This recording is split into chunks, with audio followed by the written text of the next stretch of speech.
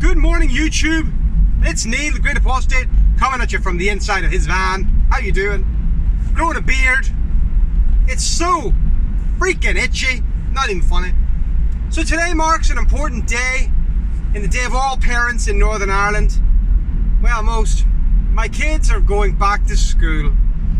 I've dropped my son off already. He's going into P5. I don't know what age is that when you're about 8 and 9 years old in America. He's did his little uniform. He's so happy. He's such a grown-up now. He doesn't even want me to be in the playground with him. So of course I danced for him a little bit, gave him some unnecessary hugs and kisses, and then left him.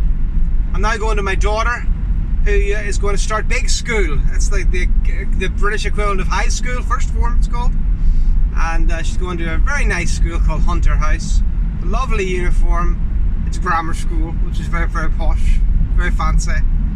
And I'm very proud. I'm very proud, and it makes me think on a day like this about my own first day in school.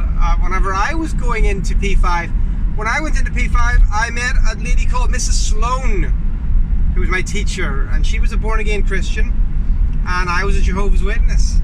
And that set 6 months of bullying and beatings and humiliations and abuse and denials from the school board until my parents, awesome people that they were and still are, took me out of school, which was unheard of back in those old days, and taught me themselves until P6.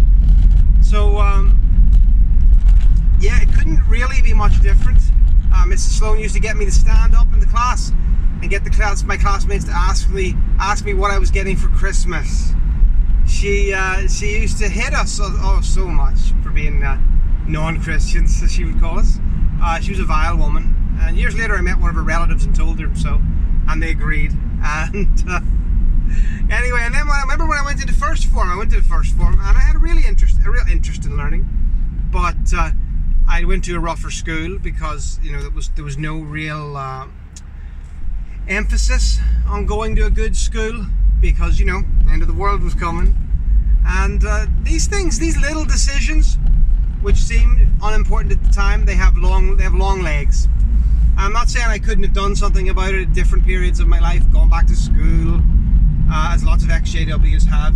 Finally got that degree, whatever. Well, in here, there's a lot I could have done, but life gets in the way, and sometimes the best time to do things is before life gets in the way.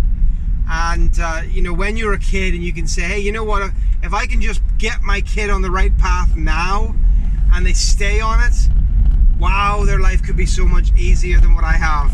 And that's all I want. I just want them to have an easier life, slightly better than the one I have. Although I couldn't be much better than with my awesome wife, because Linda is special. So that's pretty cool.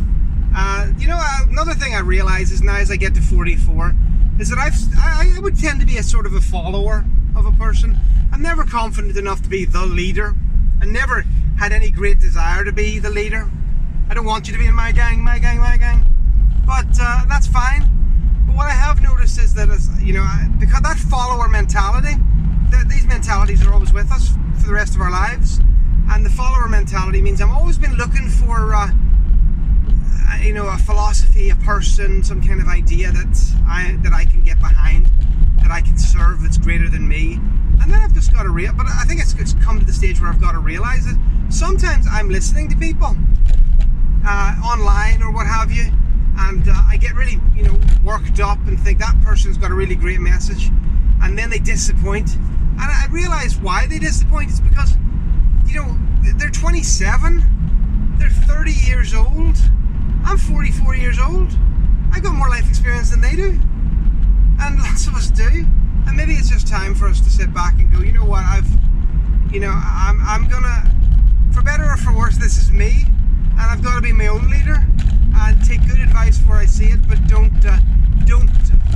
fall for snake oil salesmen. And I think that's the way it's going to be for me in the future. I'm going to go and clean some carpets today, not too many. It's a slower day today, but it's still a good week. And then I'm going to pick my kids up after school, and I'm going to hug their heads right off their bodies. Call social services immediately. Them kids are getting hugged. Ladies and gentlemen, have a great day. Love you all. Well, like some of you. Like quite a lot of you. Some, not Not so much. Take care.